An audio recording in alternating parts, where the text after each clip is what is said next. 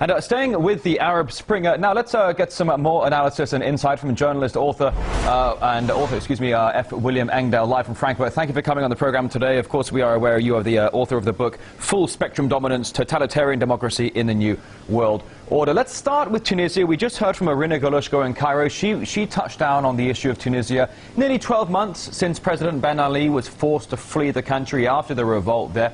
What has been achieved since then? Are the Tunisians happy with the revolution and the results forthwith? Well, quite obviously, the Tunisians are not happy. The economy is a disaster since the uprisings a year ago. Tunisia was picked as the first in a series of dominoes in a very carefully planned destabilization strategy that was planned out more than a decade ago in the Pentagon and by the RAND Corporation and others in Washington to redraw the map, essentially, of the Middle East. It was and it's not intended to stabilize or bring democracy to any of these countries, as your correspondent in Cairo just pointed out. Now, Egypt, as you referred to Irina Galushko there, Egypt saw the second Arab Spring revolt, the deposed President Mubarak. That was back in February. Elections are underway, but the protests resumed again this month with more lives being lost. Why is there still so much anger, and why is the anger still causing so much violence? Well, I think there's anger because there's been little change, but also because it's quite the case that foreign NGOs financed by the U.S. Congress and others, the National Endowment for Democracy, various other so-called human rights politicized organizations, are fanning the protests, pitting the military against these human rights NGOs. So the idea is to create as much chaos through the region as possible in order to justify, I believe, a stronger NATO role permanently in the region.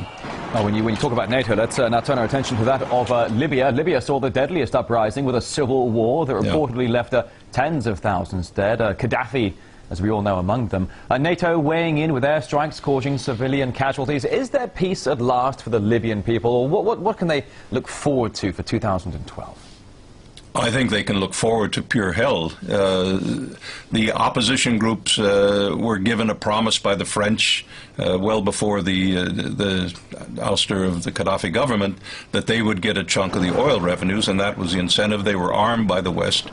And now Libya is being converted, according to the latest information, into a giant NATO aircraft carrier, if you will.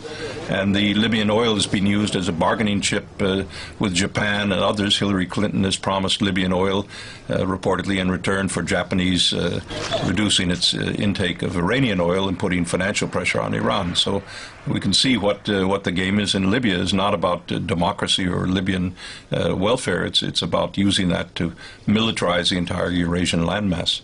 Well, as you say there, the issue of using Libyan oil as bargaining chips among those involved with NATO on ultimately what they called was this UN resolution to protect civilians, although it turned out into full-on war. Let's now talk about Syria, because Syria does remain a flashpoint. Unrest there still going on. People talking about everything being on a brink of a civil war, the control slipping from President Assad.